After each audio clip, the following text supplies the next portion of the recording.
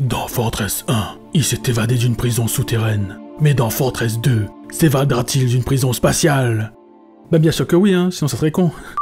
J'ai décidé de voir Fortress 2 après mon visionnage de Fortress premier du nom. Je l'ai visionné sans grande conviction et en faisant autre chose à côté. Et j'ai été plutôt surpris car j'ai arrêté ce que je faisais pour suivre le film.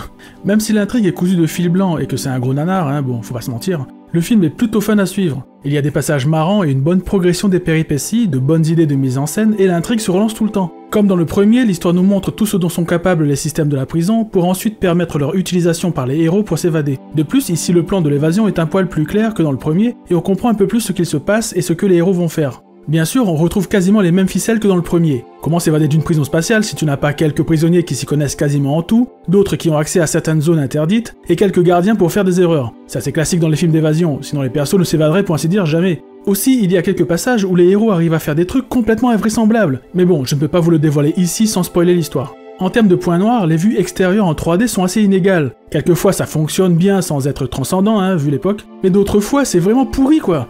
Le film prend aussi pas mal de liberté avec les conditions de survie dans l'espace, mais bon, ça quasiment tous les films de l'époque le faisaient, et même encore maintenant. J'ai aussi trouvé la construction du climax un peu larguée. Il fonctionne dans l'histoire, mais on sent que les créateurs ne savaient plus trop comment dénouer tout ce bordel. C'est limite si on n'offre pas au héros un moyen de s'évader tellement il galère à y arriver. Même le dénouement de l'arc narratif du méchant est complètement pété.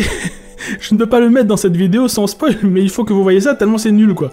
Mais malgré tout, le film est plutôt sympa à suivre, et à l'instar du premier, je trouve qu'un remake pourrait le faire en changeant quelques évidences du scénario, en rendant certains passages plus crédibles, et en offrant un climax où les héros provoquent volontairement plus les choses qui vont les aider à s'évader. Ce film est parfait si vous avez envie de vous payer des barres de rire devant certaines absurdités.